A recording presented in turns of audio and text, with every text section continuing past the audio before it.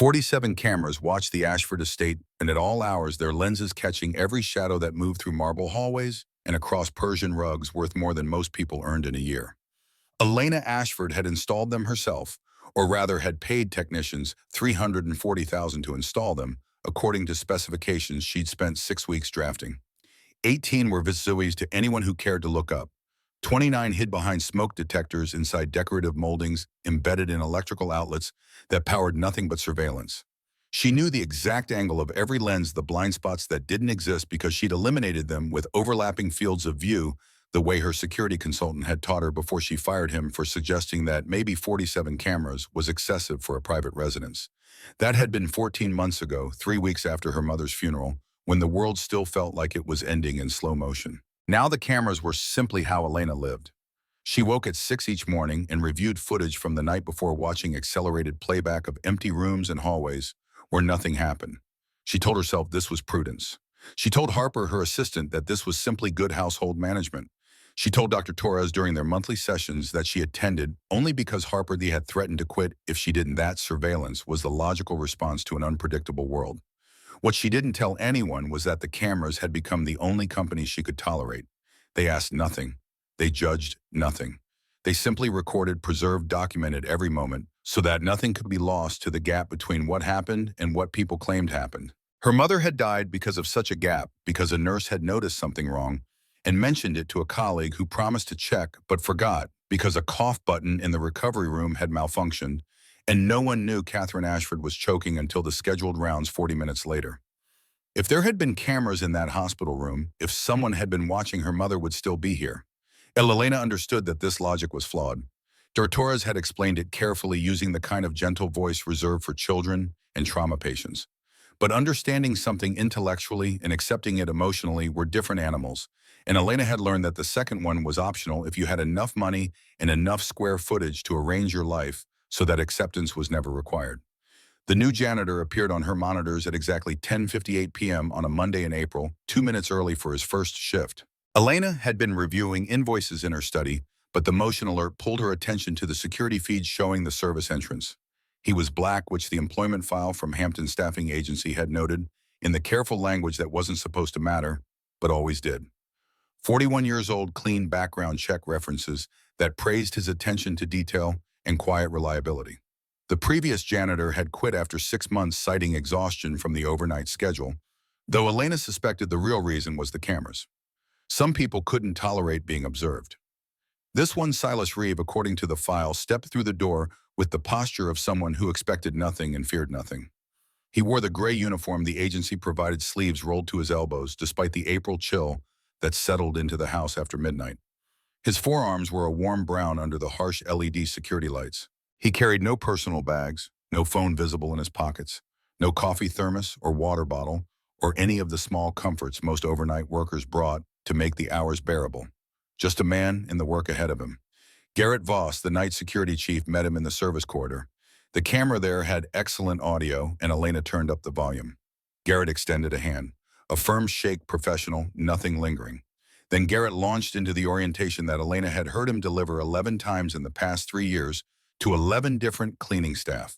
The house rules were simple but absolute: clean what you're assigned, don't touch valuables, cameras everywhere for security, so work as if you're always being watched, because you are.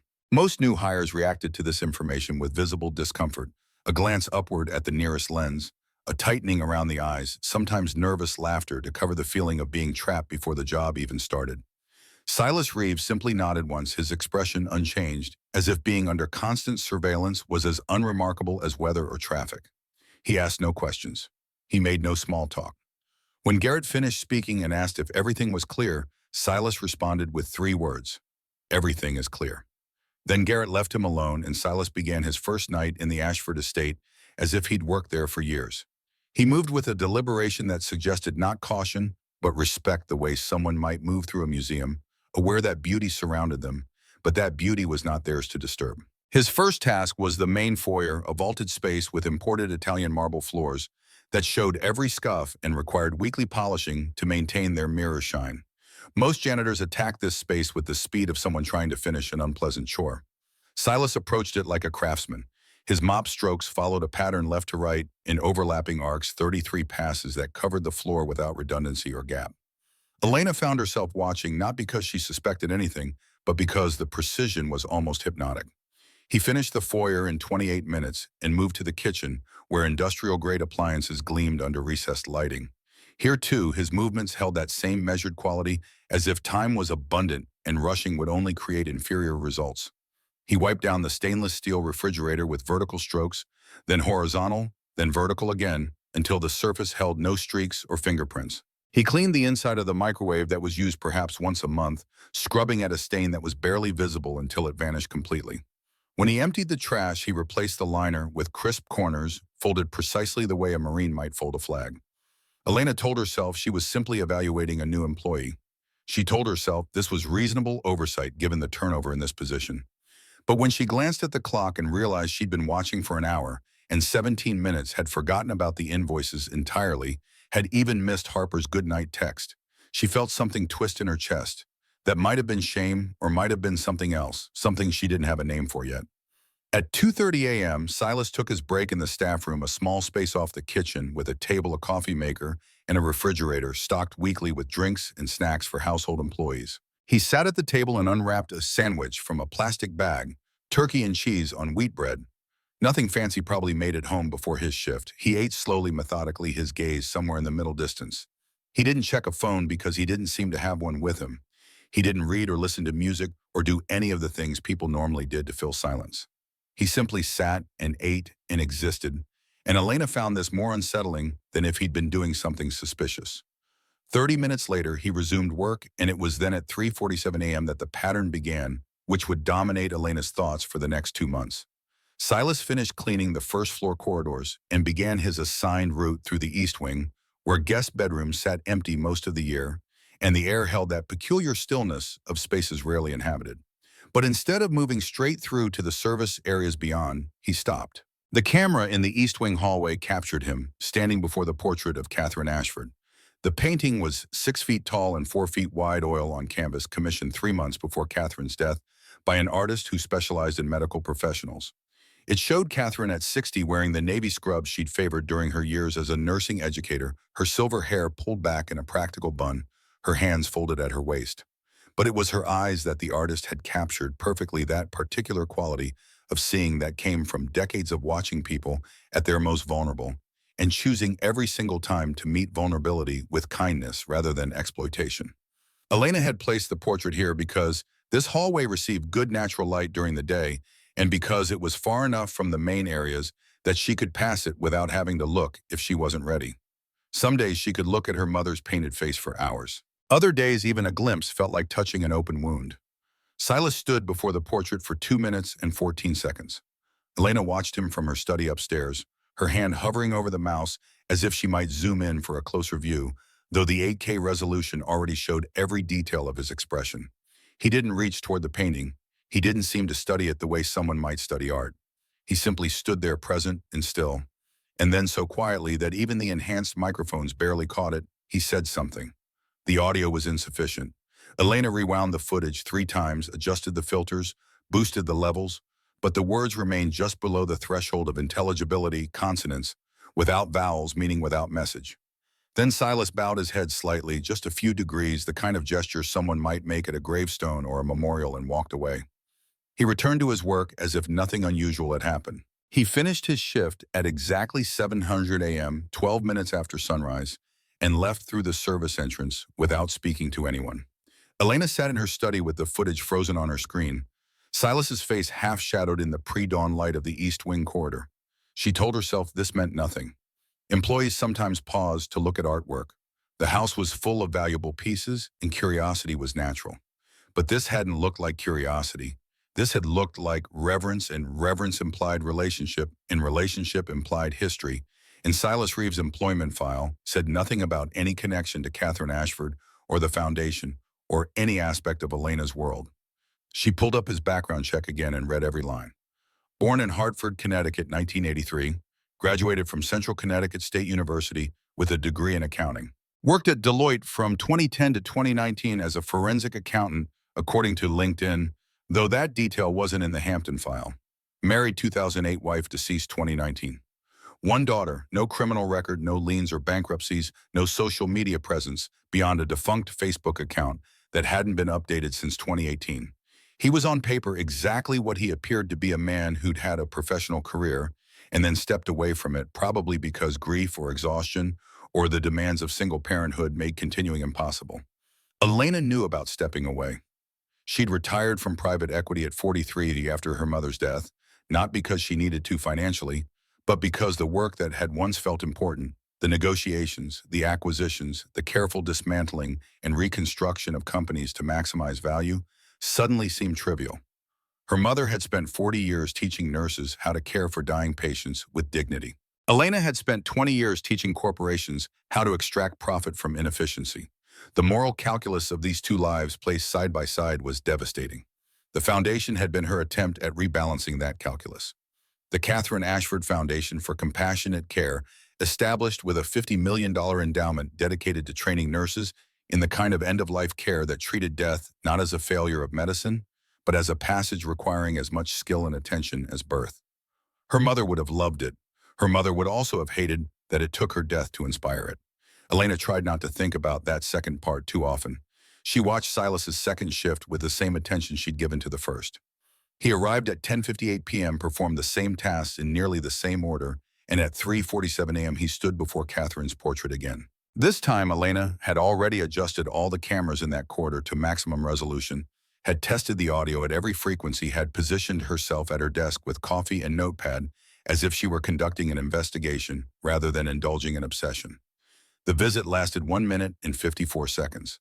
Silas stood in the same spot as before, hands at his sides, his expression unreadable. When he spoke, and Elena was certain now that he was speaking, though the words remained inaudible, his lips moved with the careful shape of someone praying or reciting something memorized. Then he left, and the rest of his shift proceeded with the same meticulous care as the night before. By the fourth night, Elena had begun cataloging everything. She created a spreadsheet with columns for arrival time, task duration, break length, departure time, and a notes section where she recorded anomalies. The portrait visits went in the anomaly column, though. After 4 consecutive nights, they were less anomaly than pattern. She noted that he always stopped at exactly 3:47 a.m., never earlier, never later. She noted that the visits varied in length from 90 seconds to 3 minutes 8 seconds. She noted that he never touched the frame, never adjusted his position, never did anything except stand and speak words she couldn't hear. On the 7th night, she was waiting in the kitchen when he arrived for his 2:30 a.m. break. She'd told herself she wouldn't do this, that confronting him directly would reveal the extent of her surveillance and make the working relationship untenable. But the not knowing had become a physical sensation, a pressure behind her sternum that grew with each day, and she'd learned over the past 18 months that ignoring pressure only made it worse. He looked up when she entered, and something flickered across his face too quickly for her to identify before settling into polite neutrality. Professional mask perfectly fitted.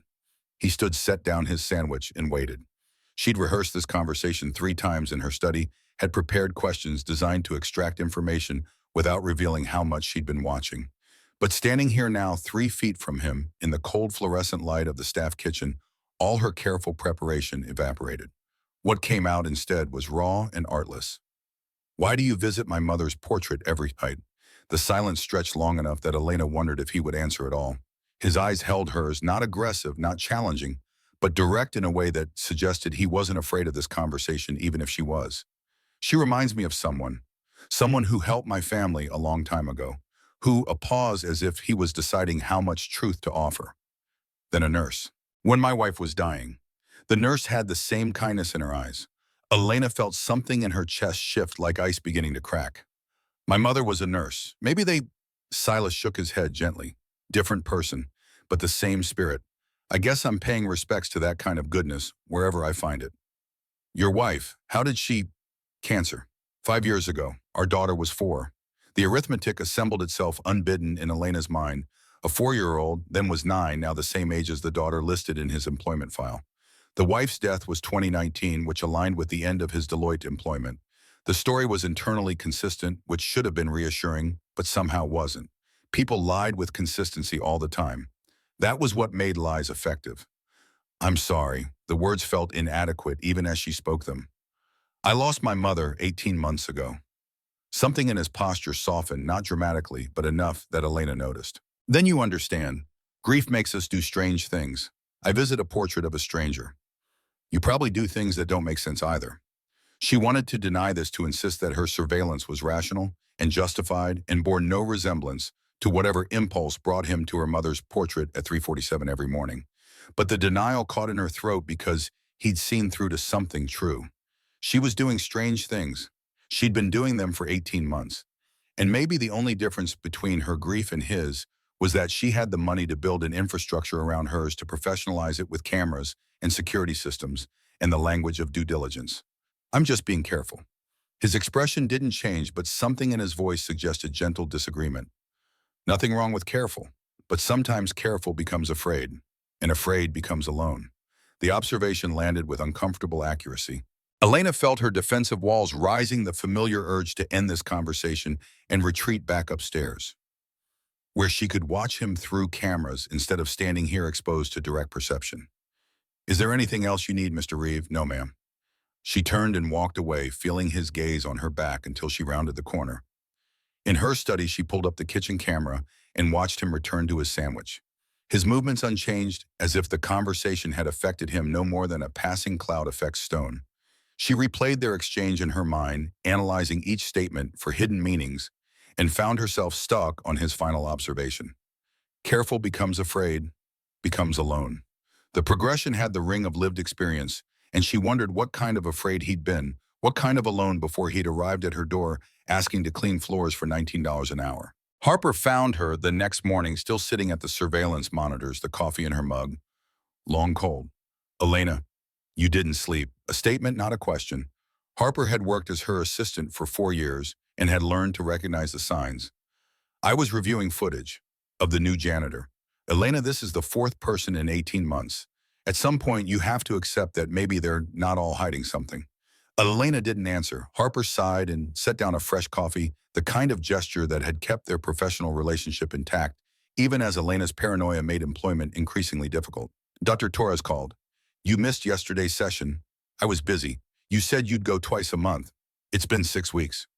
Elena finally looked up from the monitors. Harper stood with her arms crossed, wearing the expression of someone who'd reached the limit of patience and was now operating on principle. I'll reschedule. Today. I already made an appointment for 4 p.m. I'll drive you myself if I have to. The threat was real. Harper had done it before, had physically placed herself between Elena and her study door until Elena agreed to get in the car. Some people might have fired an assistant for such behavior.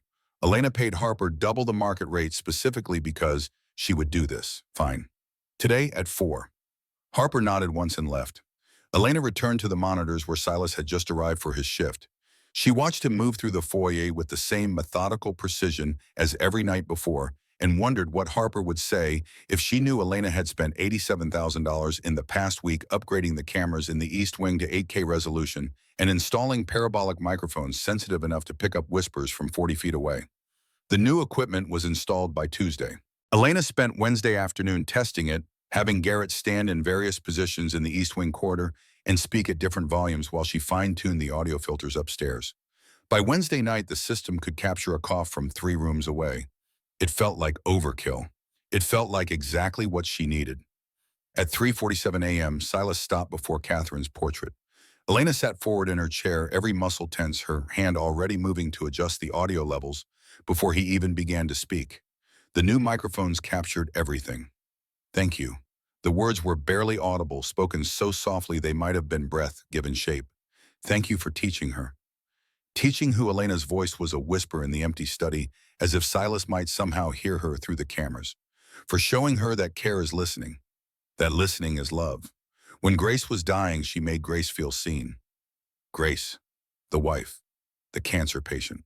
And she was the nurse, the one with Catherine's eyes, the one Silas claimed was a different person but with the same spirit. The pieces were assembling themselves into something that made sense on the surface but felt incomplete underneath, like a puzzle missing its center. I wish I could have thanked you in person. I wish a lot of things. He stood there another 30 seconds in silence, then walked away. Elena played the audio 7 times, listening for undertones, for anything that might explain why a man who'd never met her mother would stand before her portrait every night and offer thanks for teaching someone else.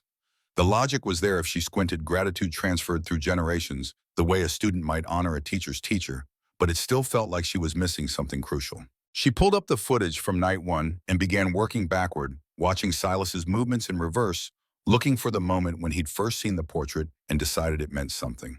But there was no such moment. He'd walked past it during his initial orientation with Garrett, and his eyes had moved over it with the same neutral attention he gave to every other piece of art in the house. The fixation had developed later, or had been planned from the beginning and hidden during that first pass. The idea that Silas might have taken this job specifically because of Catherine's portrait opened up possibilities Elena didn't want to examine. It suggested premeditation research, an agenda beyond simple employment. And if he had an agenda, then everything else, the meticulous work ethic, the quiet dignity, the careful respect for her home, might be performance rather than character. She told herself she was being paranoid. She told herself this was exactly the kind of thinking Dr. Torres had warned against, the hypervigilance that turned every human interaction into a potential threat. But she couldn't stop. The cameras had given her the ability to see everything, and now that she could see, stopping felt impossible. It would be like having vision and choosing blindness. On night 15, a pipe burst in the exterior wall near the guest house. The temperature had dropped to -11 Celsius, cold enough that water inside copper tubing expanded and cracked seams that had held for 30 years. Elena woke to alerts on her phone at 4:02 a.m. Motion detected in garage, motion detected in exterior zones, multiple systems reporting anomalies. She pulled up the feeds and saw water spraying in a silver arc across frozen ground, already beginning to ice over. Garrett was on the phone with the emergency maintenance service. 2-hour wait, he said when Elena called him. Roads are sheets of ice. They're prioritizing medical facilities first. Elena watched the water spray and calculated damage. 40,000 in foundation and repairs. Another 10 for the walkway. Maybe 15 if the drainage system froze and cracked. The numbers assembled themselves out of habit, the way they always did, though increasingly she found herself not caring about money the way she once had. What good was wealth when the person you'd wanted to share it with was gone? Then Silas appeared on the exterior camera, moving quickly across the frozen lawn toward the burst pipe. He wore no coat, just the gray uniform that offered zero insulation against cold that could cause frostbite in minutes. Elena switched to the garage camera and saw that he'd entered through the service door and was pulling tools from the maintenance cabinet, tools he shouldn't have access to because that cabinet required a code known only to senior staff. But the door was already open, and Silas was gathering what he needed: pipe wrench, sealant, emergency shutoff key. Elena toggled to the security office feed and saw the answer. Garrett had given him, the code was standing there watching as Silas worked with the kind of speed that came from real urgency rather than performance. She switched back to exterior cameras. Silas was at the pipe now, hands touching metal that had to be agonizingly cold, assessing the damage with efficiency that suggested training beyond janitorial work. He moved to the emergency shutoff valve located behind a panel that wasn't marked anywhere on the estate blueprints given to household staff, and opened it with 3 precise motions. The water stopped spraying. He returned to the burst pipe and began applying the sealant, his fingers moving, despite what must have been significant pain. Elena watched for 38 minutes. When Silas finished, his hands were visibly red, edging toward purple, and he stood for a moment looking at his work with an expression that might have been satisfaction or might have been something else. Then he spoke, not to anyone present, just to the air, or to himself, or to whatever presence he believed might be listening.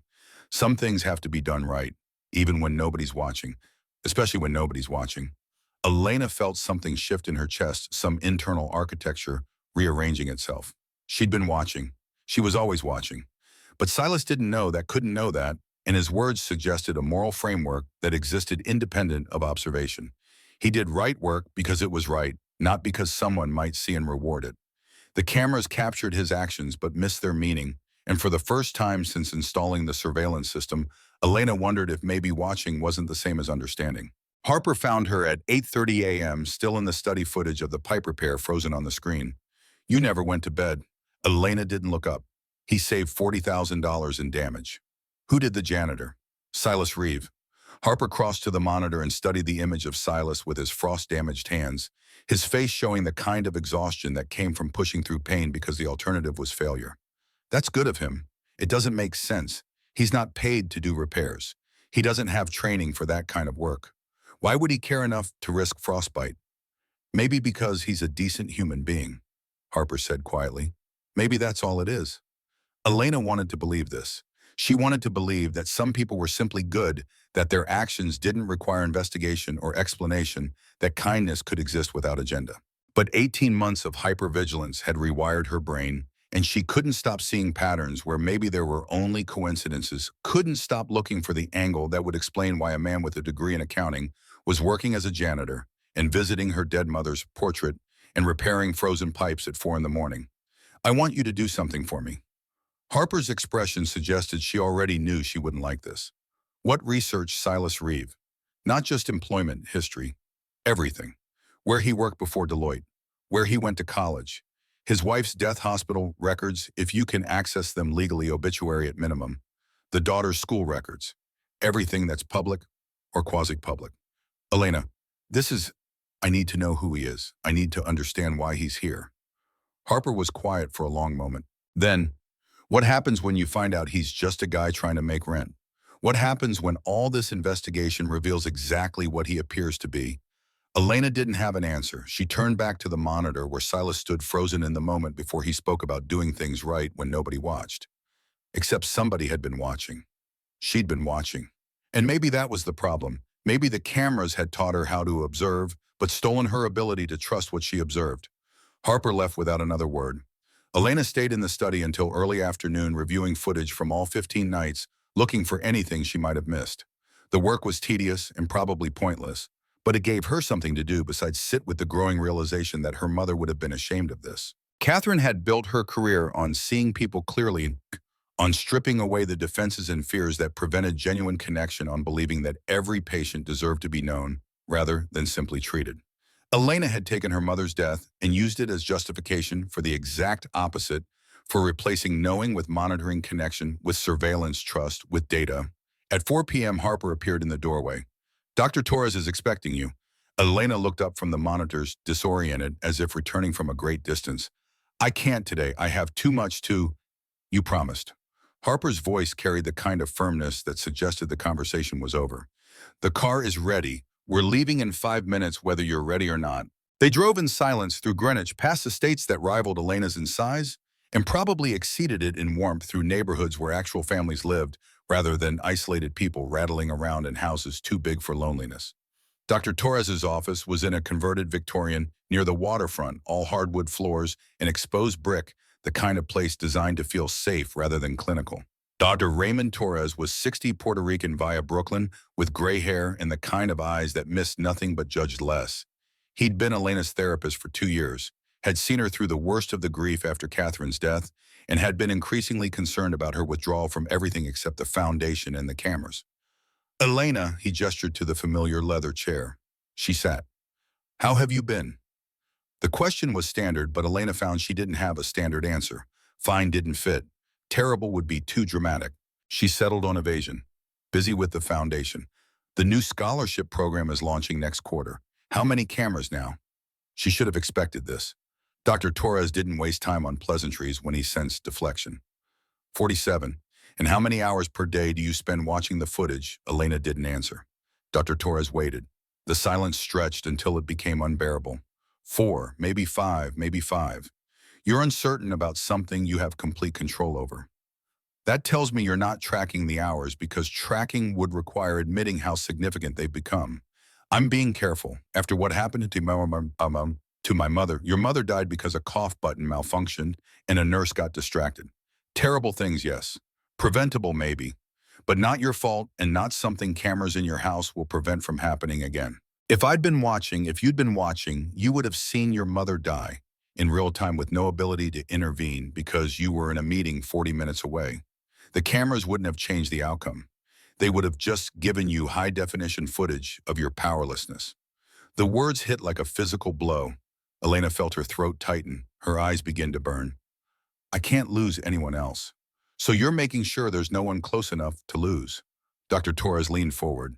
Elena, 47 cameras means you're not protecting the people in your life. It means you've arranged your life so there are no people in it except employees you can monitor and an assistant you're slowly driving away. Harper isn't. Harper is loyal beyond reason, which is why she's still there. But I spoke with her last week. She's concerned. She used the word frightened, actually. Not of you, but for you. the information that Harper had called Dr. Bao. Torres should have felt like betrayal. Instead, it felt like proof that Elena's isolation was even more complete than she'd realized. Even the person paid to stay was looking for exit strategies. Tell me about Silas Reeve. Elena's head snapped up. What Harper mentioned, you've been particularly focused on the new janitor. Tell me about him. There's nothing to tell. He's an employee. I'm evaluating his performance. At 3 in the morning, every night for the past 2 weeks, he does something odd. He visits my mother's portrait every night. I'm trying to understand why. Dr. Torres was quiet for a moment. Have you asked him? Yes. What did he say? That my mother reminds him of a nurse who cared for his wife when she was dying. That he's paying respects to that kind of goodness. And you don't believe him. I don't know what to believe. Elena, that's progress. Not knowing is uncomfortable, but it's also honest. The cameras have been giving you a false sense of certainty, the feeling that if you can see everything, you can understand everything. But human motivation doesn't work that way. Sometimes people do things for reasons that don't make logical sense but are emotionally true. What if he's dangerous? What if he isn't? What if he's exactly what he appears to be, a man who lost his wife, who's raising a daughter alone, who found a job that lets him honor a memory while paying his bills? Elena wanted to accept this. But acceptance required trust, and trust required vulnerability. And vulnerability was exactly what the cameras were supposed to eliminate. The session continued another 30 minutes, but Elena stopped listening. She was thinking about Silas standing before Catherine's portrait, whispering words of gratitude for teaching someone else how to care. She was thinking about his hands purple with frostbite fixing a pipe that wasn't his responsibility, because some things have to be done right even when nobody's watching. She was thinking about how the cameras showed her everything except the one thing that mattered, whether the man she was watching deserved the suspicion she couldn't stop giving him. Harper delivered the research file 3 days later, a manila folder thick enough to suggest thoroughness or obsession, or both. She set it on Elena's desk without comment, her expression carefully neutral, in the way that meant she had opinions but wouldn't share them unless asked. Elena didn't ask. She waited until Harper left before opening the folder, as if reading it alone might somehow make the invasion of privacy less egregious. The first page was a timeline. Silas Reeve, born Hartford, Connecticut, 1983, only child of parents who died in a car accident when he was 17. Raised after that by an aunt who passed in 2007. Graduated Central Connecticut State, 2005 with a 3.7 GPA in accounting. Married Grace Holloway, 2008 in a small ceremony at a Methodist church in West Hartford. One daughter born 2015 named Zola. Grace diagnosed with stage 4 lung cancer, January 2018 died, April 2019, at St. Michael's Hospital Palliative Care Unit after 3 months of treatment that bought time but not cure. Silas resigned from Deloitte May 2019, 1 month after her death. Employment history after that was spotty tax preparation during filing season, bookkeeping for small businesses, a 6-month stint, driving for a rideshare service that ended when the car needed repairs he couldn't afford. Current residence, a 2-bedroom apartment in Bridgeport, monthly rent, $195 checking account balance as of last month, $314. The numbers told a story of gradual economic erosion, a middle-class life slowly collapsing under the weight of medical debt and single parenthood. The obituary for Grace Reeve was brief, just the standard facts, but someone had included a handwritten note at the bottom. In lieu of flowers, donations to St. Michael's Hospital Palliative Care Unit in honor of the nurses who made her final days peaceful. Elena read that line 3 times, feeling something shift in her understanding. This wasn't a man with hidden agendas. This was a man who'd been broken by the kind of loss that couldn't be fixed with money or time or surveillance cameras. The next section was about Zola. School records showed a bright child, strong in mathematics and science, but notes from teachers mentioned social struggles. One report from 3rd grade said Zola had difficulty making friends, that she seemed to carry burdens unusual for her age. Another mentioned an incident where Zola had gotten into an argument with a classmate who'd made a comment about her father's employment. The child had called Silas a janitor in the mocking tone that children learn from parents who should know better, and Zola had pushed her. 3-day suspension, both students disciplined equally under a zero-tolerance policy that punished the victim and the bully with the same indifference. Elena closed the folder and sat staring at nothing. Every piece of information confirmed what Silas had told her: wife dead from cancer, daughter being raised alone, a man doing whatever work he could find to keep food on the table and a roof overhead. There was no conspiracy, no hidden connection to Catherine beyond the second-hand link through a nurse whose kindness had meant everything in a moment when everything was ending. And yet Elena had spent 2 weeks treating him like a suspect, had spent $87,000 on upgraded surveillance, had enlisted Harper to investigate his life like he was a threat rather than a person struggling through grief, just as she was. The shame of this settled into her bones and stayed there. That night, when Silas appeared on the monitors at 10:58 p.m., Elena forced herself to watch only the first 30 minutes, then shut down the system and went to bed. The act of not watching felt like holding her breath underwater, possible for a while, and increasingly desperate, ultimately unsustainable. She lasted until 2:15 a.m. before returning to the study and pulling up the live feeds. Silas was in the East Wing now, moving through empty bedrooms with the same careful attention he gave to everything, and Elena hated herself for the relief she felt at seeing him there, at knowing where he was and what he was doing. At 3:47 a.m., he stopped before Catherine's portrait. Elena had promised herself she wouldn't watch this part anymore, that she would give him this small privacy, but her hand moved to the monitor controls before conscious thought could intervene, zooming in on his face as he began to speak. "I wish I could have thanked you in person. Your daughter seems lost the way Grace was lost before Rena helped her see that being scared was okay. Maybe she needs what you taught that nurse, how to see people's hearts instead of their armor." Elena felt something crack open in her chest. He was praying for her. This man she'd been surveilling and investigating and suspecting was standing in her house at 4 in the morning, asking her dead mother to help her to teach her the lessons that Elena had apparently failed to learn, despite having Catherine as an example for 41 years. The cameras had shown her this moment, but they hadn't prepared her for what it would mean that kindness could exist without transaction, that people could care about strangers for no reason except that caring was its own justification. She turned off the monitors and went downstairs. Her footsteps echoed through the vast house, each room perfect and empty. Millions of dollars of marble and mahogany and art that meant nothing because there was no one to share it with. Harper was right. Dr. Torres was right. She'd built a fortress of surveillance to protect herself from connection, and the protection had become a prison. The East Wing hallway was dark except for the soft glow of emergency lighting. Silas heard her approach and turned his face, showing no surprise, as if he'd been expecting this confrontation or had moved beyond the point where anything could surprise him. They stood 3 feet apart in the half-light, two people united by losses they couldn't fix and grief they couldn't escape. "I know why you come here." His posture shifted slightly, preparing for whatever came next. "Ma'am Rena Holbrook, she cared for your wife. She was trained by my mother at St. Michael's Hospital, part of a program my mother ran for palliative care nurses." I looked it up. Silas was quiet for a long moment, weighing something internal. "How did you find out?" The honest answer was that Harper had tracked down hospital records and cross-referenced nursing staff with the Catherine Ashford Foundation scholarship recipients until the connection revealed itself. But Elena found she didn't want to admit the extent of the investigation. "I needed to understand why you were here. Are you going to fire me for what? For honoring my mother? For being grateful to someone who learned from her? For lying?" The words were soft but not defensive. "I told you the nurse reminded me of your mother." That wasn't exactly true. I never met Catherine. But Rena told Grace stories about her training, about this woman who taught that caring is listening and listening is love.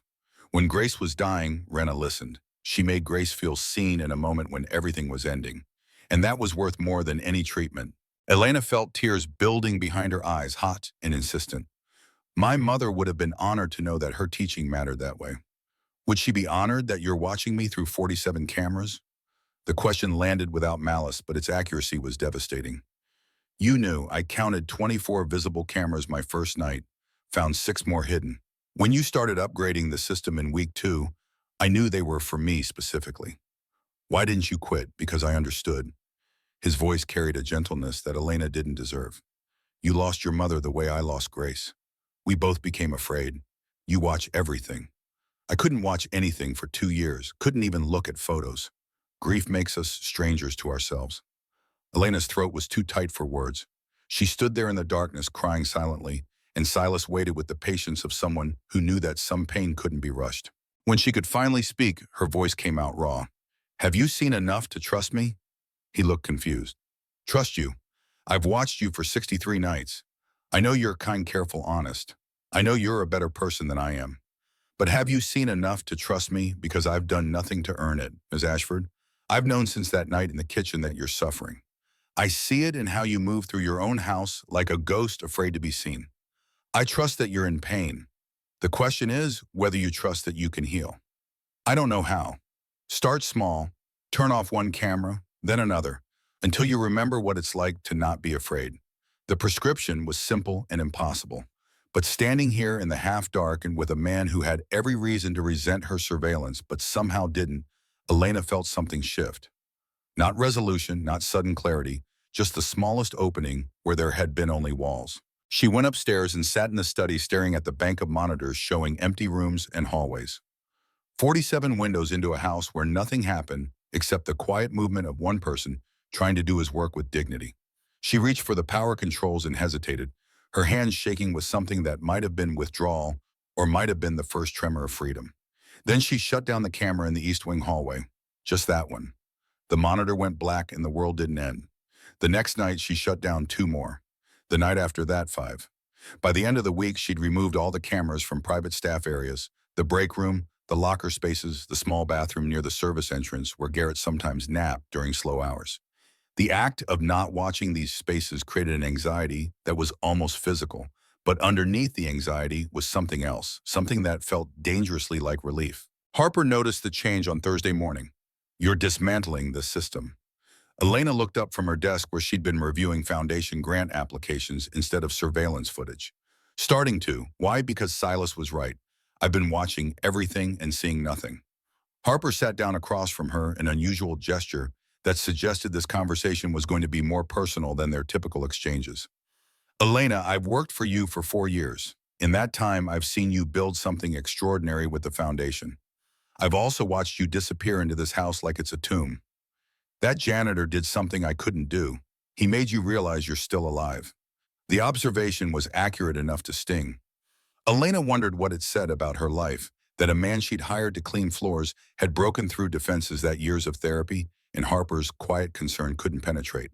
Maybe it was because Silas had no investment in her healing, no professional obligation or personal stake.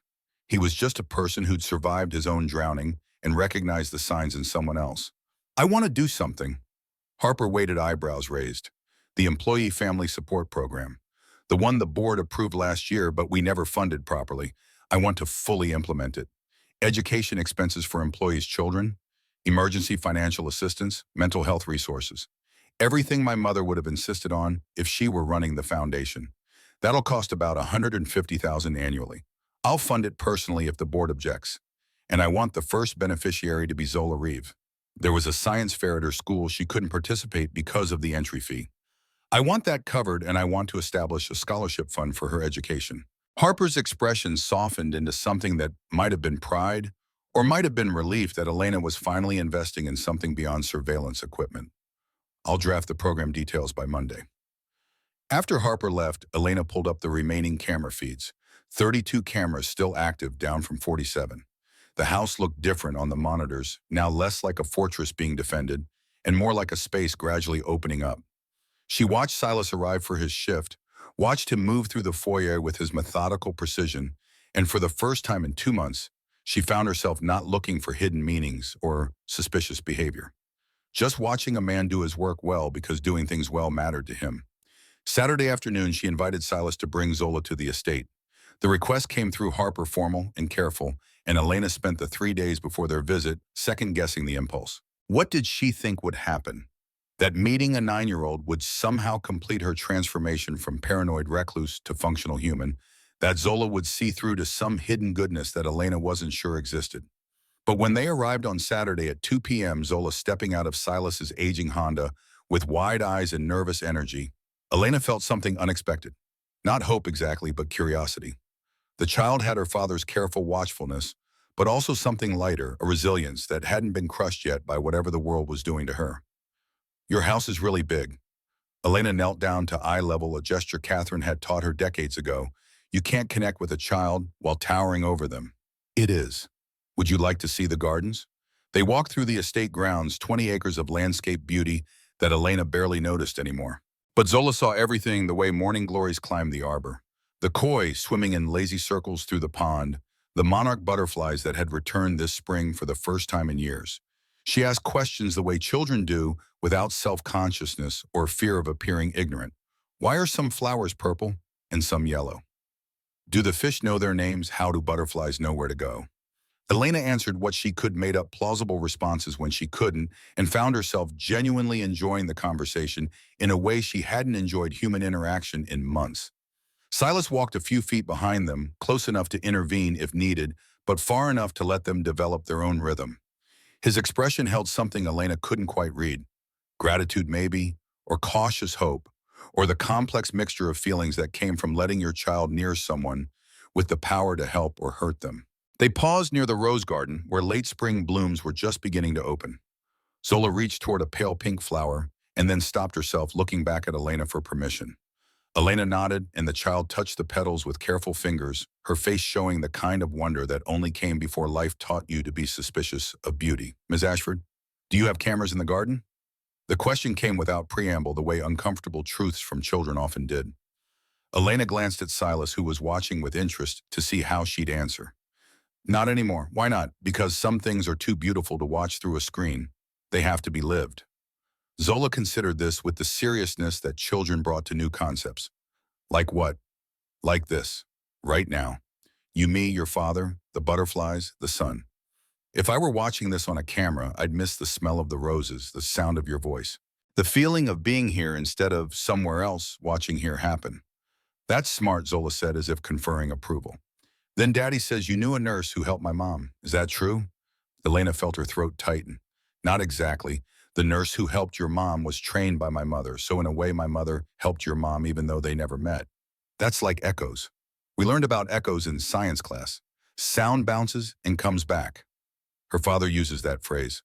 Love leaves echoes. Zola's face brightened. He tells me that all the time. It means Mommy's love is still here, even though she's not. Exactly. They spent another hour on the grounds before Silas said they should go. Zola had homework, and he had to prepare for his shift. But before they left, Elena made an offer she hadn't planned, words that came out before she could analyze whether they were wise. Zola, your father mentioned you wanted to enter the science fair at school. I'd like to sponsor your entry fee and anything else you need for your project. The child's eyes went wide. Really, really, and if you win, there's a scholarship fund that will help pay for college someday. That's part of a program I'm starting to help families like yours. Silas's expression shifted into something complicated. Pride mixed with discomfort, gratitude fighting with the fear of accepting charity. Ms. Ashford, you don't have to. I want to. Elena met his eyes. My mother spent 40 years teaching nurses how to care for people. This is me trying to learn the same lesson. Better late than never. The conversation ended there, but as Elena watched them drive away, Zola waving through the rear window until the car disappeared down the long driveway, she felt something she hadn't felt in 18 months. Not happiness exactly, but a sense that maybe the isolation could end, that maybe the walls she'd built could come down without everything collapsing. That night, when Silas arrived for his shift, Elena wasn't in the surveillance room. She was in the library reading or trying to read, mostly just holding a book and thinking about a 9-year-old's wonder at butterflies and roses. At 3:47 a.m., she heard footsteps in the East Wing hallway and knew without checking the cameras that Silas was visiting Catherine's portrait. She stayed in the library, giving him the privacy she should have given him from the start, trusting that whatever he said to her mother's painted face was between them and none of her business. The dismantling continued over the next 2 weeks. More cameras removed, more audio disabled, more spaces given back their privacy.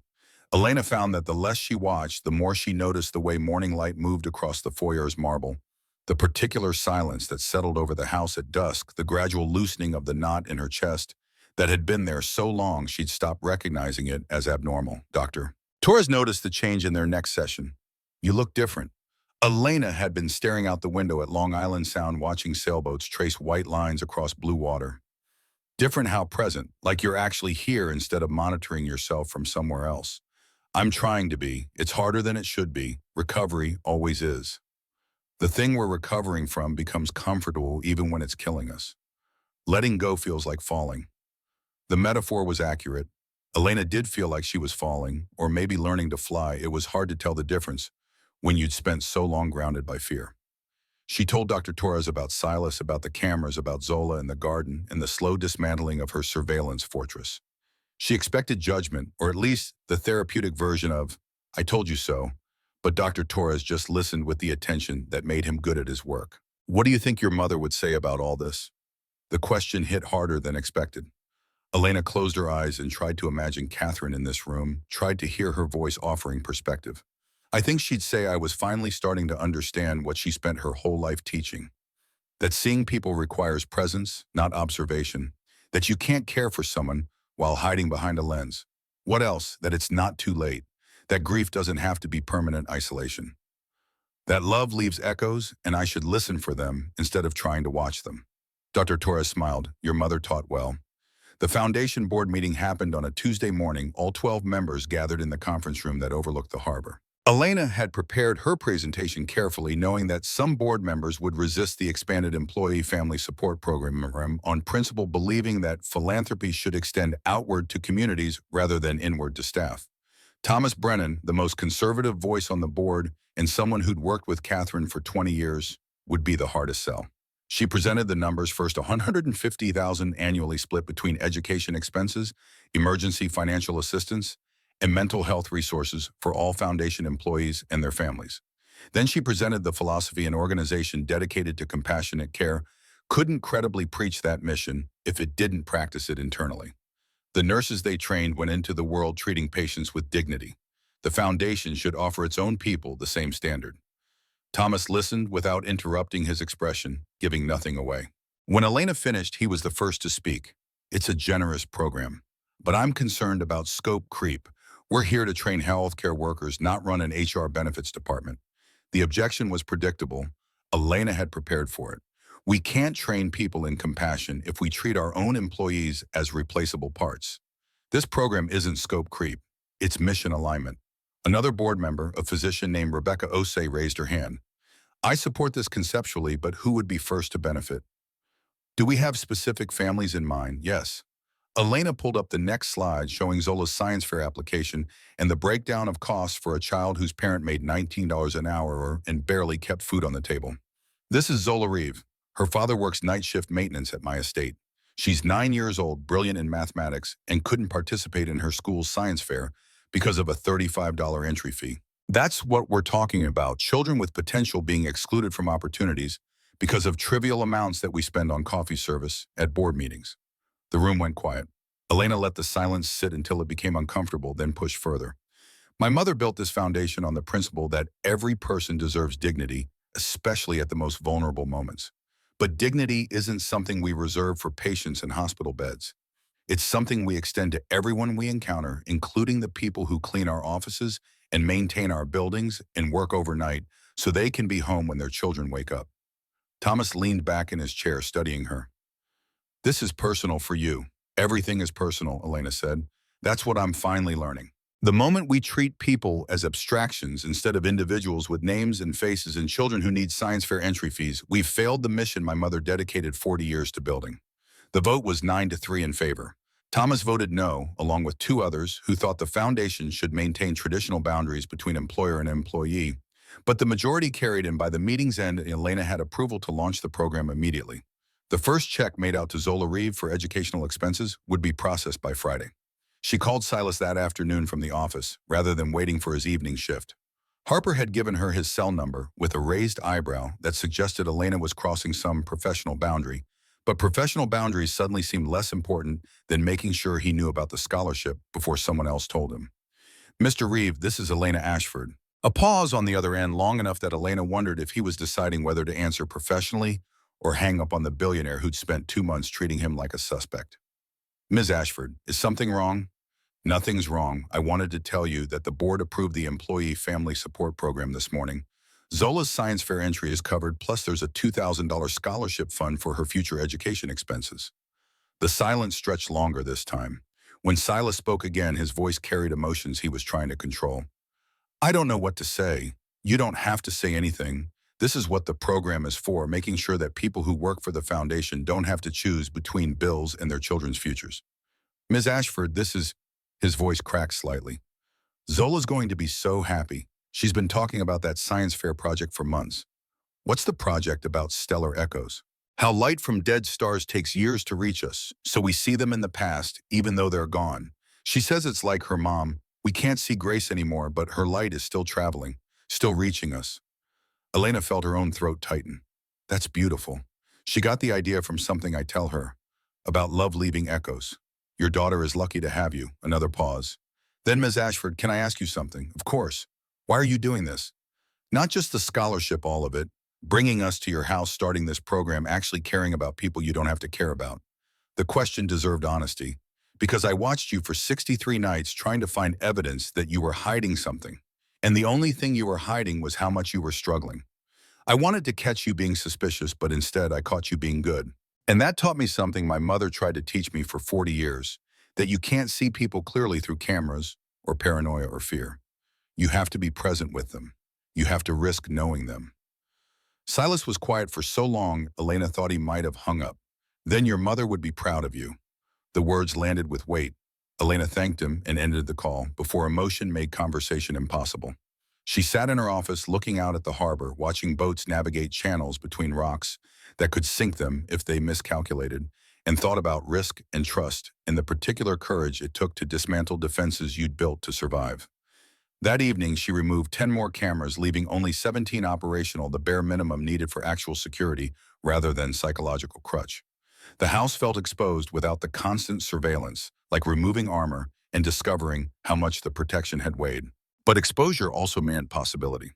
For the first time since Catherine's death, Elena found herself thinking about hosting the Foundation's annual gala at the estate rather than renting a hotel ballroom, letting people in, taking the risk that presence required.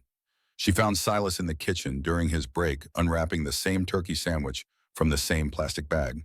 They looked at each other across the professional distance that employment created, and Elena realized that despite everything, the surveillance, the investigation, the gradual dismantling of walls, they were still fundamentally strangers who happened to share grief and a house and a connection through a nurse who'd learned compassion from someone who'd died teaching it. I removed the camera in the East Wing hallway. Silas nodded slowly. Thank you. You can visit my mother's portrait without worrying that I'm watching. I know, but you'll still go, won't you? Every night at 3:47. His expression held quiet certainty. Not because I think you're watching, because some things matter whether anyone sees them or not. Elena understood this now in a way she hadn't 2 months ago. The cameras had taught her nothing except how to be alone with perfect information.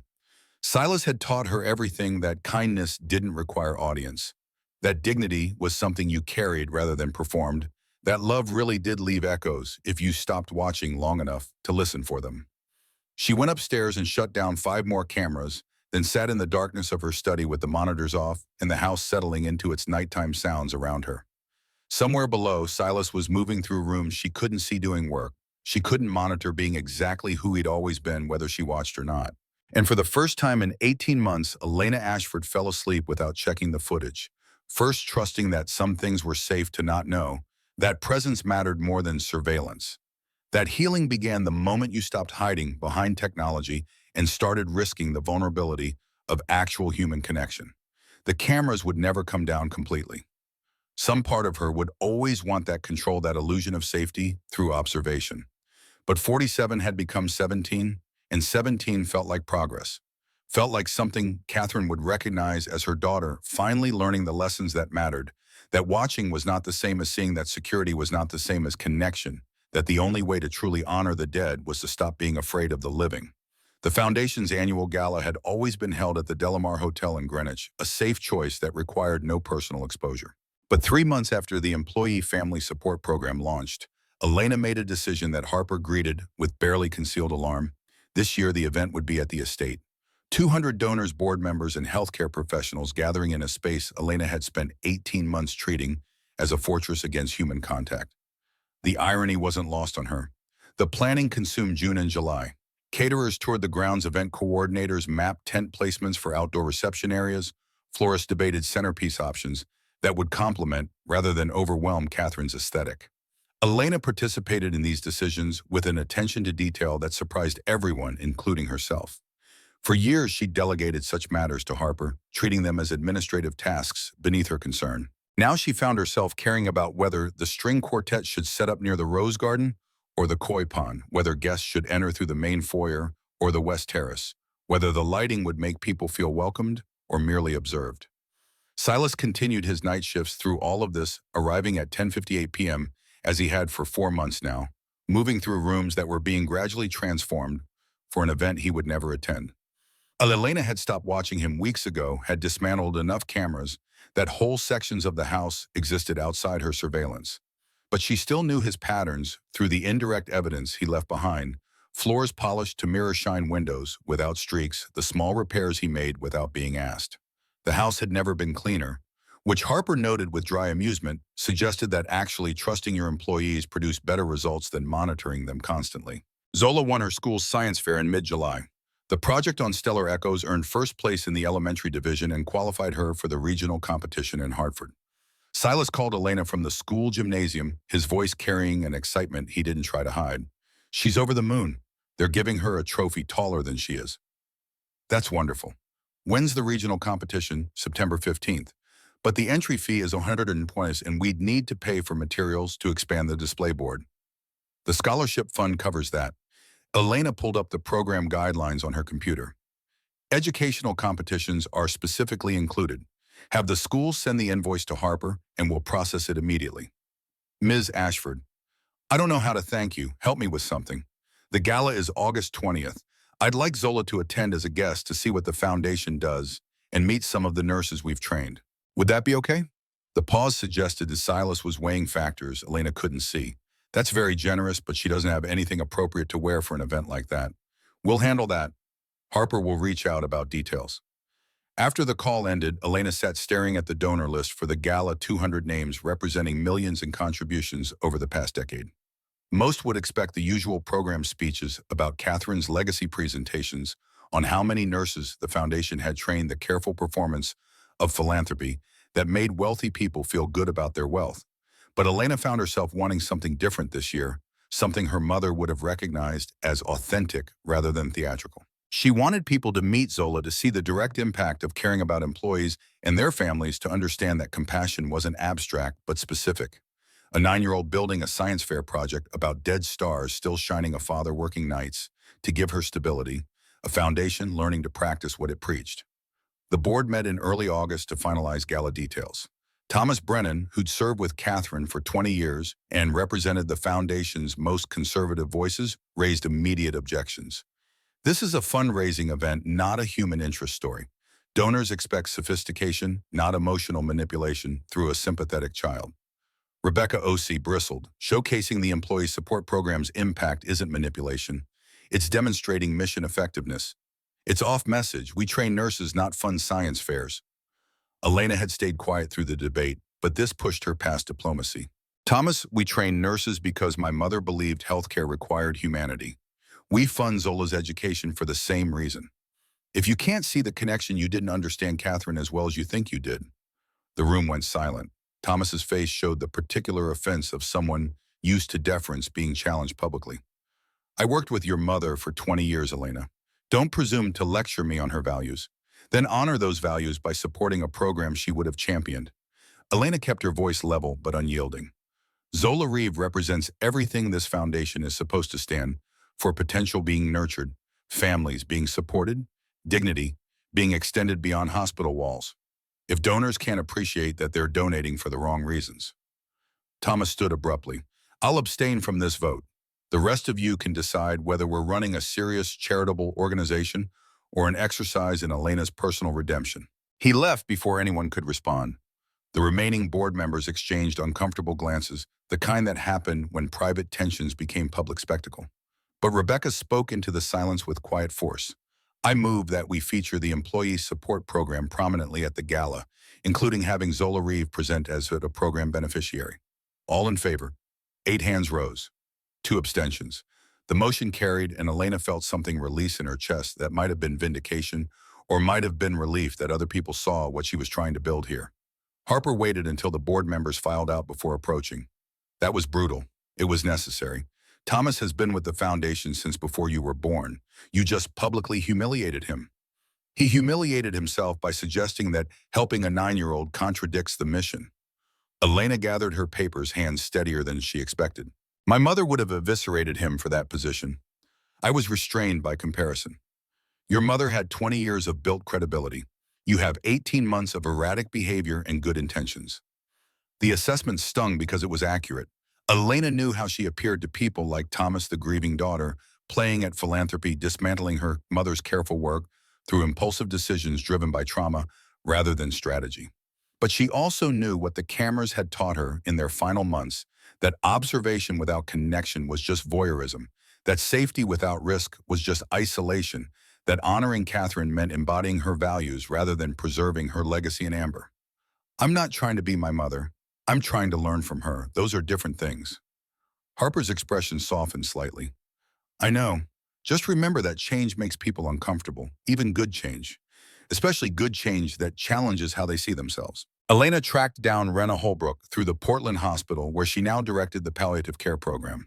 The invitation was simple. Would you come back to Connecticut to talk about what Catherine had taught you, about how that teaching had shaped your career, and the hundreds of patients you'd cared for since Rena accepted? Immediately, her voice on the phone carrying emotions that suggested Catherine's impact had been profound and lasting. They met for coffee in downtown Greenwich a week before the event. Rena was 48 now, her dark hair threaded with silver, her face showing the particular wariness that came from years of shepherding people through death with as much grace as circumstances allowed. She carried herself with a quiet confidence that Elena recognized from her mother, the assurance of someone who'd found meaning in work most people couldn't tolerate. Thank you for inviting me. Rena stirred sugar into her coffee with careful attention. I've wanted to return to Connecticut for years to see what you've built with the foundation. Catherine would be so proud. Did she know? Before she died, did she know how much her teaching mattered? Rena's eyes grew distant. The last time we spoke was 3 weeks before her surgery. She called to check on a student I was mentoring, someone struggling with the emotional weight of hospice work. We talked for an hour about how to hold space for suffering without drowning in it. She said the hardest thing she'd ever learned was that you can't save everyone, but you can witness everyone. Make them feel seen in their final moments. That changes things even when outcomes don't. Elena felt tears building, but kept her voice steady. That was very her. The precision about emotional truth. She asked about you, asked if you were taking care of yourself. I said I didn't know, that we weren't close enough for me to ask personal questions. She said that was probably her fault, that she'd invested so much in teaching nurses that her own daughter had gotten leftover energy rather than full attention. That's not. Elena stopped recognizing the automatic defense for what it was. She was busy. I understood that. Understanding isn't the same as not being hurt by it. Rena's voice held gentle challenge. Catherine knew that too. She told me she wished she'd learned to balance better, that she hoped you'd find work that mattered, but wouldn't cost what hers cost. The conversation was venturing into territory Elena wasn't prepared for, truths she'd avoided examining too closely. But something about Rena's directness, the same quality that had probably made her exceptional at helping people die, with dignity prevented deflection. I'm trying. This gala, the employee support program, bringing people like you back to speak. It's me attempting to honor her work without repeating her mistakes. What mistakes? Caring about missions more than people. About abstract good rather than the specific humans in front of you. Catherine cared about people intensely. That was her genius and her limitation. What do you mean? She could walk into a hospital room and within 5 minutes know exactly what the patient needed. Physical comfort, emotional validation, spiritual reassurance. But she couldn't always extend that same attention to her family. It's like she had a fixed capacity for empathy, and once the work consumed it, nothing remained for home. Elena had never articulated this pattern, but hearing Rena describe it created sudden clarity. That's exactly what it was like. She'd come home exhausted from teaching or hospital rounds, and I'd want to tell her about school or friends or whatever mattered to 12-year-old me, and she'd listen, but I could feel the blankness behind her eyes. Like she'd given all the real attention away, and I got the performance of it. I'm sorry. Rena reached across the table, a gesture of connection that felt natural, despite them being essentially strangers. That must have been lonely. It was. But I also watched her change healthcare for thousands of patients. That had to count for something. It counted for everything and nothing. That's the impossible math of caretaking. You can't quantify meaning, but you still have to choose where to invest your limited capacity. The conversation shifted to logistics after that, details about the gala program and what Rena should emphasize in her remarks. But the earlier exchange stayed with Elena through the following days, adding weight to decisions about how to structure the event. She found herself wanting to feature not just the foundation's achievements, but its ongoing struggles. The difficulty of systemic change, the tension between growth and sustainability, the honest acknowledgement that caring for others while neglecting yourself or your family wasn't noble but corrosive. Silas brought out Zola to the estate 3 days before the gala for a final walkthrough. Harper had arranged for a dress, a deep blue that matched Zola's eyes and made her look older than 9, on the edge of the adolescence that would reshape her over the next few years. The child moved through the preparations with wide-eyed wonder, asking questions about the flower arrangements and the sound system and why anyone needed 3 different kinds of forks at a single meal. Elena found herself charmed by Zola's unfiltered curiosity, the way she pointed at expensive art, and asked, "What's that supposed to be?" without the embarrassment that socialization would eventually teach her. Silas followed a step behind, protective, but not smothering, letting his daughter explore while remaining close enough to intervene if needed. "Are you nervous about speaking at the gala?" Zola looked up from examining a sculpture of a heron in flight. "I'm supposed to speak, just briefly, about your science project and what the scholarship meant to your family." The child's face showed sudden anxiety. "In front of 200 people, more like 150 by the time you speak. Most will have moved to the bar area." Elena kept her tone light, trying to diffuse the fear. "And they'll be friendly. These are people who support education and young minds. They want to hear from you. What if I mess up? Then you'll be just like every other person who's ever given a speech. Perfection is boring. Authenticity is memorable." Silas stepped forward, his hand resting on Zola's shoulder. "Baby Ms. Ashford's right. Just tell them about the Stellar Echoes project. Talk about Mommy's light still reaching us. That's all you need to say. Can you be there, right where I can see you, front row center?" Silas's voice carried absolute certainty. "I wouldn't be anywhere else." The gala arrived with the kind of perfect August weather that seemed almost stage temperature, in the low 70s, humidity mercifully absent, just enough breeze to keep the outdoor areas comfortable without disrupting centerpieces. Elena spent the afternoon in preparations that felt more like meditation than work, arranging final details, walking through the grounds Catherine had designed 20 years earlier, letting herself feel the full weight of hosting 200 people in a space she'd spent 18 months hiding in. Harper found her near the koi pond at 5 p.m., 2 hours before guests would arrive. "You should get ready." "I am ready. You're wearing jeans and a t-shirt." Elena looked down as if noticing her clothes for the first time. "Right, okay." She showered and dressed in a black gown that Harper had selected, something elegant but not ostentatious, appropriate for someone hosting a charity event rather than attending a society wedding. The woman in the mirror looked different than 18 months ago. Still thin but no longer gaunt. Still serious but less haunted. Still carrying grief but wearing it differently now. Like a scar instead of an open wound. Guests began arriving at 7. Elena stood near the entrance with a glass of champagne she wouldn't drink and greeted people with the practiced ease that private equity had taught her. Donors, board members, nurses who'd gone through Catherine's training programs, all moving through the estate with expressions ranging from impressed to overwhelmed. The house did that to people, announced wealth so loudly that conversation became difficult until you adjusted to the volume. Silas and Zola arrived at 7:30. Elena had arranged for them to use the main entrance rather than the service door, a small gesture that felt larger than it should have. The child wore her blue dress with visible pride, her natural hair pulled back in braids decorated with small silver stars. Silas wore a suit that Harper had helped him select, charcoal gray, that fit him well enough to suggest it had been tailored. He looked uncomfortable but determined, the way someone looks when entering spaces not built for them, but refusing to apologize for the intrusion. "You both look wonderful," Zola beamed. "Daddy says I look like a star." "You do." Elena knelt down, straightening one of the silver decorations that had gone slightly askew. "And you're going to shine tonight. I promise." The cocktail hour passed in conversation that Elena navigated on autopilot, making small talk with donors who wanted to discuss their contributions, board members who wanted to lobby for pet initiatives, nurses who wanted to share stories about patients. Catherine's training had helped them serve. She kept one eye on Silas and Zola, watching them move through the crowd with careful politeness, seeing how people's expressions shifted when they realized these two were employees' family rather than fellow donors. The microaggressions were subtle but present, a fractional pause before handshakes, questions asked, with the slight condescension people used when talking to those they assumed knew less, the invisible wall that separated the wealthier from everyone else, even at events supposedly dedicated to human dignity. Rebecca O.C. rescued them around 8, bringing Silas and Zola to meet several nurses who'd trained under Catherine. The conversation shifted immediately, warmth replacing stiffness, as the nurses learned about Grace's final months and Rena's role in making them bearable. Elena watched from across the terrace as Zola told the story of her science fair project, to an audience genuinely interested, saw how the child's anxiety dissolved when treated with respect rather than patronization. Harper appeared at Elena's elbow. Thomas isn't here yet. He's coming. He RSVP'd, yes. But he's making a point by arriving late. Let him make his point. This isn't about him. The program began at 8:30 with Elena's opening remarks. She'd written and rewritten the speech a dozen times, struggling to balance honoring Catherine's legacy with acknowledging the Foundation's ongoing evolution. What emerged was something rawer than she'd planned: vulnerability that would have made her private equity colleagues uncomfortable, but felt necessary here.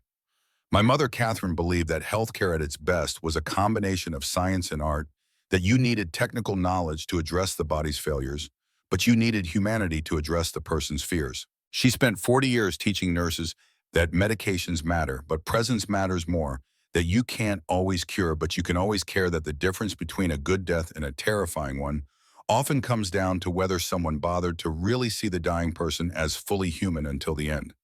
The crowd was attentive, the kind of silence that meant people were actually listening rather than waiting for their turn to network. Elena let the pause extend, gathering herself for what came next. For the past decade, this foundation has trained nurses in that philosophy. We've been successful by traditional metrics: hundreds of graduates, thousands of patients, served quantifiable improvements in end-of-life care satisfaction. But this year, we've added something new. The Employee Family Support Program recognizes that we can't train others in compassion if we don't extend it to our own staff. That caring for others means caring for the people who work beside us every day. That dignity isn't something we reserve for patients. It's something we practice constantly or not at all. She gestured toward where Silas and Zola sat. Tonight, you're going to hear from Zola Reeve, whose father works night maintenance at my estate. Zola is 9 years old, brilliant in science, and recently won her school's science fair with a project about stellar echoes, how light from dead stars continues traveling through space long after the star itself is gone. Her mother died 5 years ago, cared for in her final months by a nurse trained in this room by Catherine Ashford. Zola's father took a job cleaning my floors because it allowed him to honor that connection while supporting his daughter. The scholarship we've provided Zola isn't charity. It's an acknowledgement that when we support the people who make our work possible, everyone rises. The applause felt genuine without the perfunctory quality that often marks such events. Elena stepped back and let Rebecca take over for the technical program, update the statistics about nurse training and patient outcomes that donors needed to justify their contributions. She found herself watching Zola instead, saw how the child sat very straight in her chair, hands folded in her lap, gathering courage for the moment when she'd have to stand before all these strangers and explain why dead stars mattered. Rena Holbrook spoke next. Her remarks focused on specific patients she'd cared for and what Catherine's teaching had given her to help them.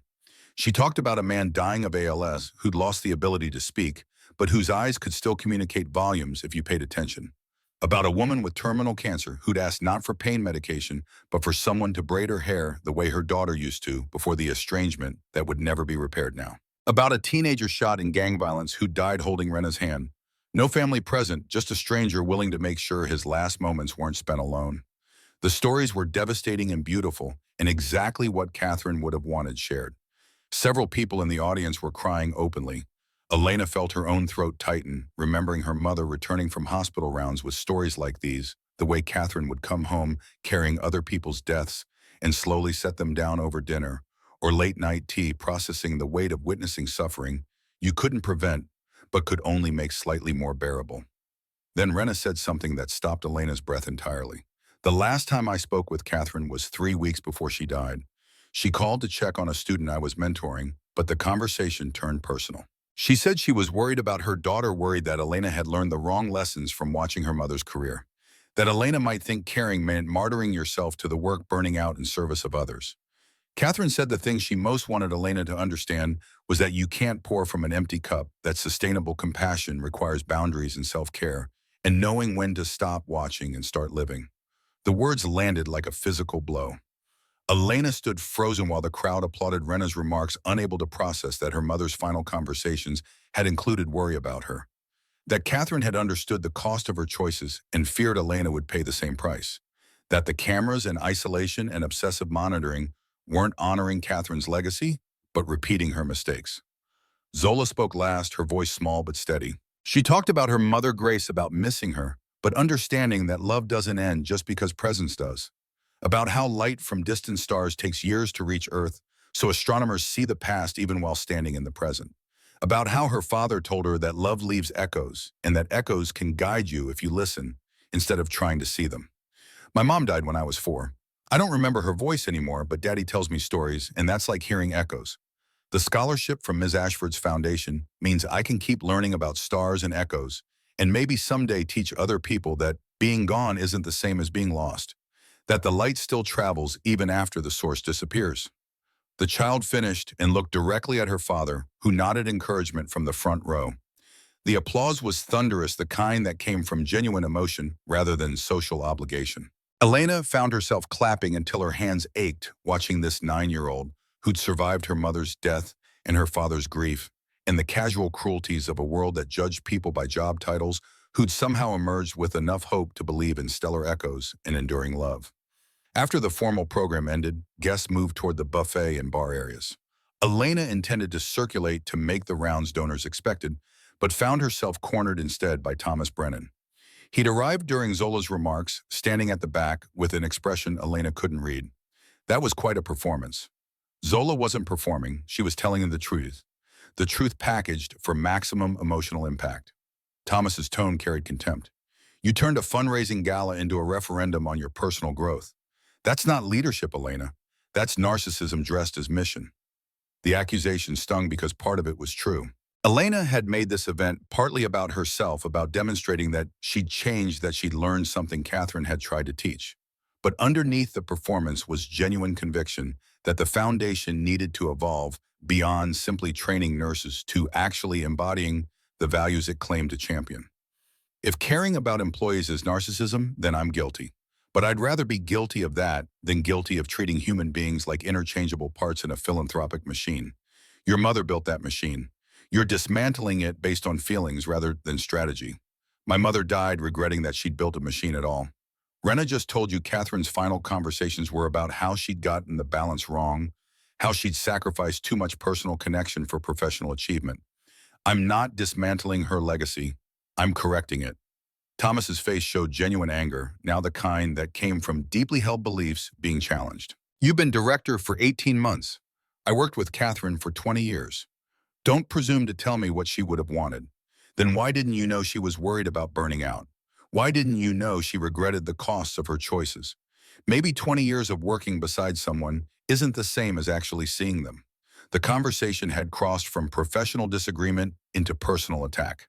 Elena knew she should pull back, should de-escalate before damage became irreparable. But something in her had shifted over the past months, some capacity for accepting performance over truth that the cameras had finally burned away. Thomas, if you can't support what this foundation is becoming, then maybe it's time for you to leave the board. I appreciate everything you did with my mother, but I'm not her, and I'm done pretending I should be. Thomas stared at her for a long moment, then turned and walked toward the exit without another word. Elena watched him go, feeling simultaneously liberated and terrified. She'd just forced out the board member with the longest tenure, the person who represented institutional memory and donor relationships that predated her involvement. The foundation would survive. She'd made sure of that with endowment structure, but she'd created an enemy with decades of connections in the narrative that she was a grieving daughter, destroying her mother's legacy. Harper materialized at her side. That looked intense. I think I just lost a board member. Thomas was never going to accept the direction you are taking. Better to part ways cleanly than have him sabotaged from within. Will other board members follow him? Maybe 2. Rebecca will stay and she'll bring most of the others with her. You'll rebuild. The confidence in Harper's voice was steadying. Elena took a breath and turned back toward the party where Silas and Zola were being surrounded by nurses eager to hear more about Grace's final months in Rena's care. The scene was everything Elena had wanted: genuine connection across class boundaries, people seeing each other as fully human, rather than donors and recipients, the mission being lived rather than merely discussed. She made her way through the crowd, accepting congratulations on the program, deflecting questions about Thomas's abrupt departure, gradually working toward where Silas stood talking with Rena. When she finally reached them, the two were deep in conversation about Grace's final days, about what Rena remembered, and what Silas had never known, because some moments happened when he'd left the room to call family or simply stood in the hallway crying. I didn't know she asked you to sing to her. Silas's voice carried wonder and pain intertwined. Grace always said she couldn't carry a tune. She asked me to sing Amazing Grace the night before she died. Rena's eyes were wet, said she wanted to hear her name in a context that wasn't about sickness. I sang it 3 times and she smiled each time like it was the first. Elena felt like an intruder on private grief, but Rena noticed her and gestured her into the circle. You did something important tonight. Catherine would have loved it. Would she? Or would she think I was being self-indulgent? Both, probably. Rena's smile was gentle. Catherine contained multitudes. She could hold space for contradiction. You're allowed to do the same. The party continued until nearly midnight, guests lingering over drinks and conversation, reluctant to leave the rare combination of beauty and genuine human connection. Elena moved through it all with the surreal sensation of watching herself from outside her body, seeing how she interacted with people without the mediation of cameras or the protection of isolation. It felt exposing and exhilarating, simultaneously, like learning to swim by being thrown into deep water. Silas and Zola left around 11, the child fighting exhaustion but glowing with pride over how her speech had been received. Elena walked them to their car, a gesture that probably seemed ordinary to them, but felt monumental to her. The billionaire escort, the acknowledgement that they mattered beyond their utility. Thank you for tonight. Silas spoke quietly, Zola already drowsing in the back seat. For all of it. The scholarship, the gala treating Zola like she belonged there. She did belong there. More than half the donors, honestly. You've changed since I started working here. His observation carried no judgment, just recognition. You seem less afraid. I am less afraid. Still terrified, but less. Elena surprised herself with the honesty. You taught me that watching isn't the same as seeing, that cameras show you everything except what matters. What matters? Presence. Trust. The risk of actually knowing people instead of just monitoring them. Silas nodded slowly. Love leaves echoes, Ms. Ashford. But you have to stop looking at recordings to hear them. He drove away, taillights disappearing down the long driveway, and Elena stood alone on her estate, feeling less alone than she had in 18 months. The last guest departed over the next hour, Harper overseeing final logistics, while Elena retreated to the library to decompress. She'd removed the cameras from this room weeks ago, trusting that some spaces needed to exist outside surveillance, that the house could have zones of true privacy without the world ending. Harper found her there near 1 a.m., both of them exhausted from the evening, but too wired to sleep. That was extraordinary. The program, the speeches, everything. You should be proud. I fired Thomas. I know. I saw. Harper sat down across from her, kicked off the heels she'd been wearing for 6 hours. He deserved it. Did he, or did I just remove someone who challenged me? He called you narcissistic for caring about employees' families. That's not challenge, that's cruelty, disguised as principle. Elena wasn't sure she agreed, but lacked the energy to argue. What happens now? Now you keep going, you wake up tomorrow and do the work again. That's all leadership, is showing up consistently even when it's hard. She returned to her bedroom around 2 a.m. and stood looking at the empty space where monitors had been removed weeks before. The room felt larger without them, less like a command center and more like a place where someone actually lived. 17 cameras remained operational throughout the estate, but Elena hadn't checked their feeds in days. The muscle memory of surveillance still pulled at her, sometimes the urge to verify and confirm and watch, but she'd learned to recognize the impulse for what it was, fear disguised as diligence, control masquerading as care. Elena fell asleep that night, understanding that grief would remain, that the loss of Catherine was permanent, that no amount of cameras or programs or redemptive gestures would bring her mother back. But alongside the grief sat something new, the knowledge that presence could replace surveillance. That connection required vulnerability, that love really did leave echoes if you stopped recording long enough to listen for them.